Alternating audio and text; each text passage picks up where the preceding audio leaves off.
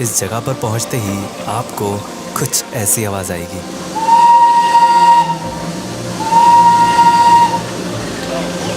और क्या पता ये ट्रेन आपके साथ साथ ही चलने लगे।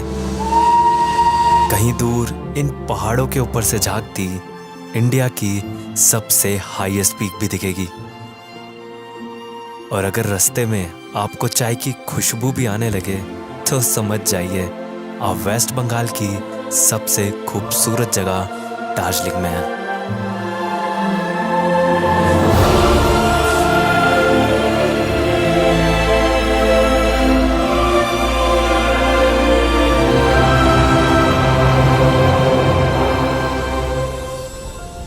6,700 फीट की हाइट पर लोकेटेड दार्जिलिंग ईस्टर्न हिमालय के खूबसूरत पहाड़ों में बसा हुआ है। और इसकी खास बात यह है कि यहाँ इन ऊंचे पहाड़ों में भी ट्रेन चलती है। और इसी वजह से यहाँ पर है इंडिया का हाईएस्ट रेलवे स्टेशन।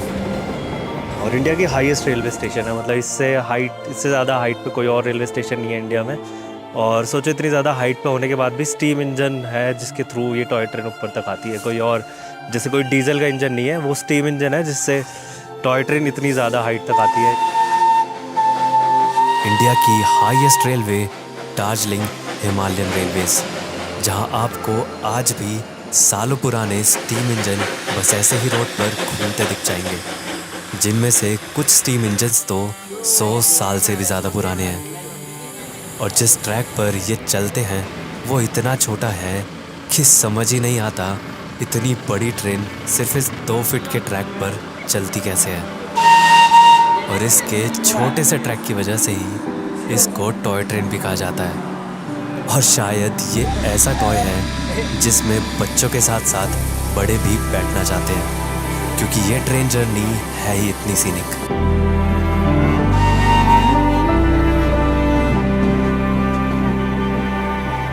जैसे मतलब आप दार्जिलिंग में आएंगे तो आपको काफ़ी ज़्यादा एक हिस्ट्री वाली फील आएगी, क्योंकि यहाँ पे अभी भी बहुत सारी चीज़ें ऐसी जो बहुत टाइम से प्रिजर्व करी हुई हैं। यहाँ की ऐसी बहुत सारी बिल्डिंग्स हैं।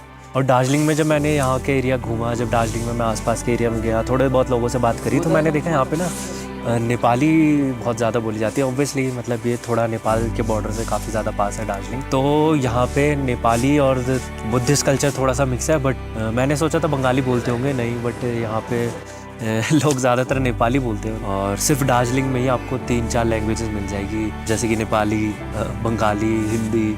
मतलब इंडिया के हर कोने में आपको एक अलग लैंग्वेज मिल जाएगी, चाहे वो नॉर्थ इंडिया हो या साउथ इंडिया हो। और ऐसे ही मुझे ट्रैवल करते करते रियलाइज़ हुआ कि एक लैंग्वेज से तो काम नहीं चलेगा, मतलब आपको एटलीस्ट 2-3 लैंग्वेजेस तो देखो आनी चाहिए। और वो भी तब जब घर बैठे या ट्रैवल करते हुए भी कोई भी लैंग्वेज सीखना इतना ईजी हो गया है ड्यूलिंगो की वजह से, जो कि वर्ल्ड की सबसे पॉपुलर और फ्री लैंग्वेज लर्निंग ऐप है, जिसे आप फ्री में डाउनलोड कर सकते हैं किसी भी ऐप स्टोर से। और बस एक गेम की तरह इससे आप बहुत ही ईजिली 40+ लैंग्वेजेस में से कोई सी भी लैंग्वेज सीख सकते हैं, जैसे कि हिंदी से इंग्लिश या इंग्लिश से फ्रेंच। तो आप कौन सी लैंग्वेज सीख रहे हैं? लैंग्वेज भले ही अलग अलग हो, बट दार्जिलिंग में आते ही सबका एक ही मन होता है यहाँ की टॉय ट्रेन में सफ़र करने का। तो चलो अब इस सफ़र को शुरू करते हैं। ट्रेन के चलने से पहले ही इंजन में स्टीम को रेडी कर लिया जाता है।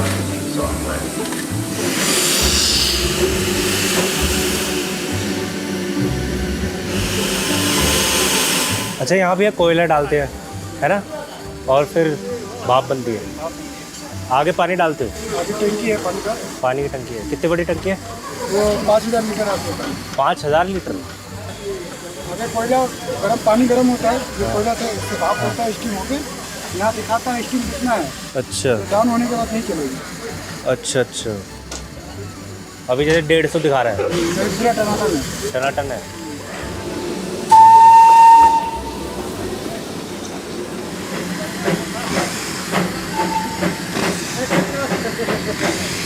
स्टीम इंजन्स भले ही सालों पुराने हों, पर इस ट्रेन में लगे हैं नए विस्टाडोम कोचेस, जिसमें आपको हर साइड से व्यू दिखता है। इस जर्नी में टॉय ट्रेन दार्जिलिंग से घूम स्टेशन की राउंड ट्रिप करती है।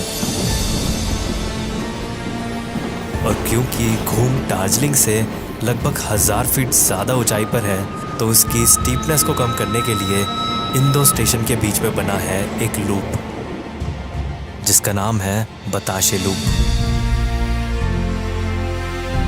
और इस लूप में घूमकर टॉय ट्रेन इतनी ज़्यादा हाइट पर भी आराम से चढ़ जाती है।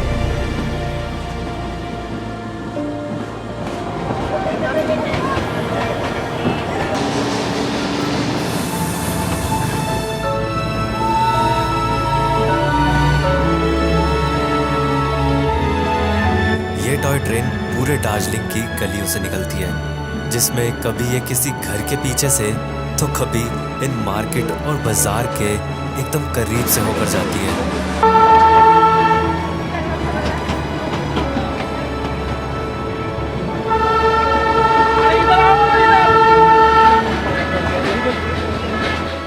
रोड के साइड में ट्रैफिक जा रहा है और ट्रेन भी जा रही है, और उसी के साथ में आपकी मार्केट भी पूरी लगी हुई है ट्रैक के एकदम साथ ही साथ।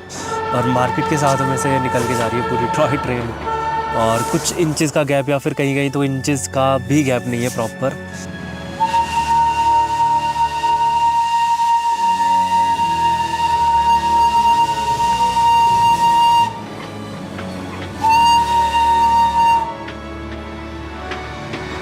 भैया इतनी पास से जाती है रोज ट्रेन? आपकी दुकान से इतनी पास से जाती है ट्रेन रोज? कोई दिक्कत नहीं होती?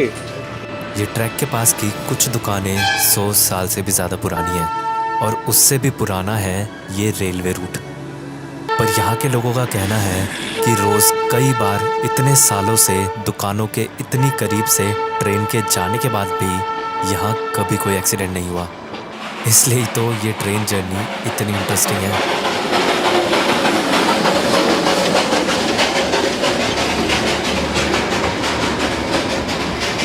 पर अगर आपको लग रहा हो कि इस ट्रेन से पुराना और फेमस तो दार्जिलिंग में कुछ है ही नहीं, तो ऐसा बिल्कुल भी नहीं है।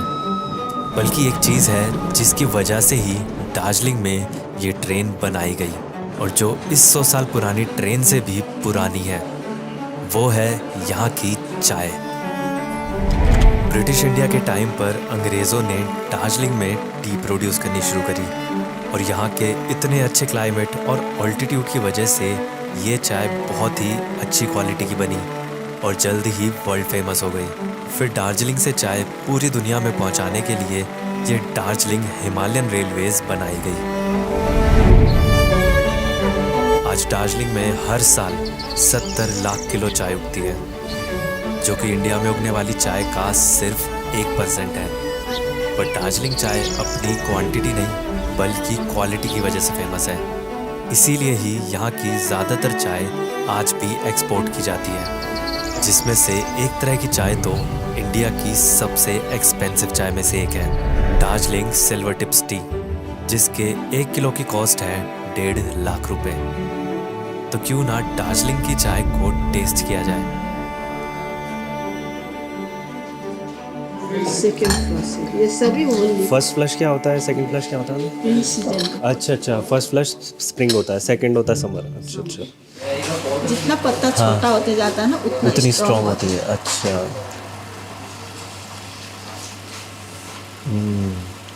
तो बहुत स्ट्रॉन्ग है, सही।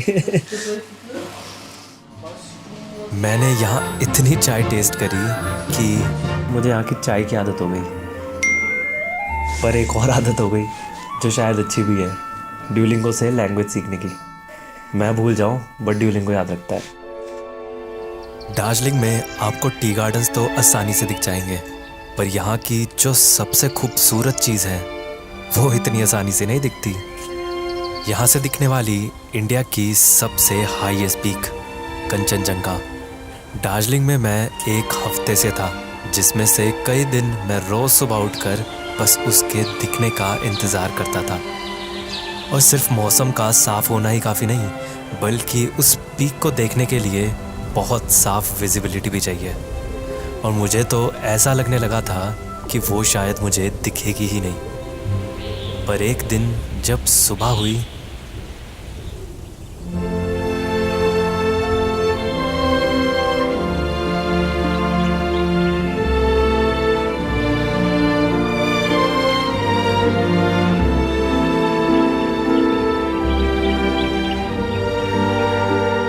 जब दिखी तो पूरी स्लीपिंग बुद्धा फॉर्मेशन दिखी, जिसमें कई सारी पिक्स मिलकर स्लीपिंग बुद्धा जैसी फॉर्म बनाती हैं।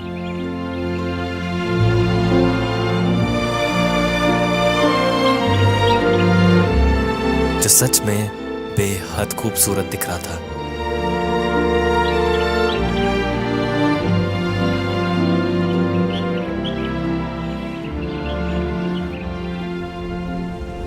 क्योंकि दार्जिलिंग में सालों पहले ही रेलवेज आ गई थी, तो आज दार्जिलिंग एक प्रॉपर सिटी की तरह है। इसलिए यहाँ की रात में भी थिन जैसी एनर्जी होती है।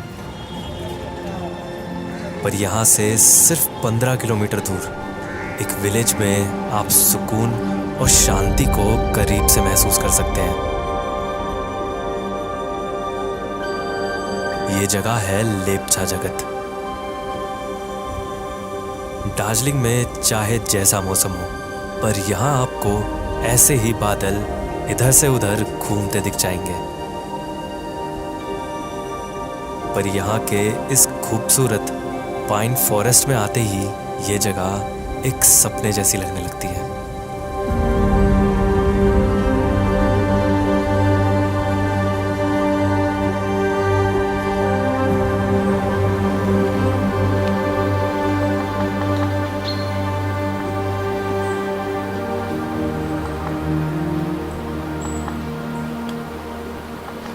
क्या फॉरेस्ट है यार ये, इतने ऊंचे ऊंचे पेड़ और एकदम ऐसे अंधेरा दिख रहा है चारों तरफ। फॉग आ रहा है ऊपर से, मतलब बादल ही है बादल आ रहे हैं ऊपर से नीचे।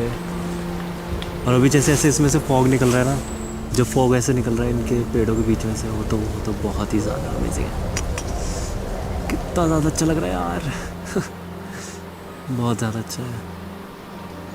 वाह, बहुत सुंदर। धीरे धीरे ऐसे फॉग पूरा भर रहा है फॉरेस्ट में। और मुझे पता है मुझे भी बहुत ज़्यादा नीचे उतर के जाना है, बट और अगर फॉग ज़्यादा हो गया तो मुझे शायद रास्ता भी नहीं दिखेगा ठीक से। बट ये इतना ज़्यादा सुंदर लग रहा है, बहुत सुंदर लग रहा है।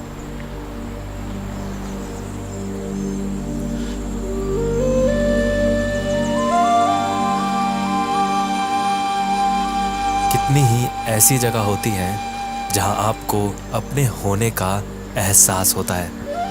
खामोशी ऐसी कि आपको अपनी सांसें तक सुनाई दे। लेपचा जगत का ये फॉरेस्ट ऐसी ही एक जगह थी।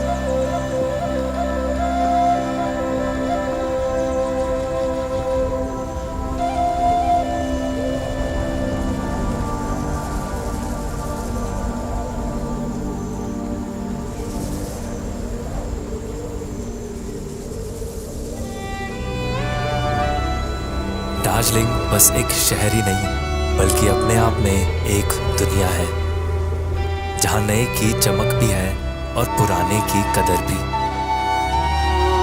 जहां चहल पहल भी है और खामोशी भी, जहां कुछ किलोमीटर में ही मौसम बदल जाता है। कई रूप, कई रंग, कई भाषा है इसकी। तभी तो दार्जिलिंग बस एक शहर नहीं, बल्कि अपने आप में एक दुनिया है।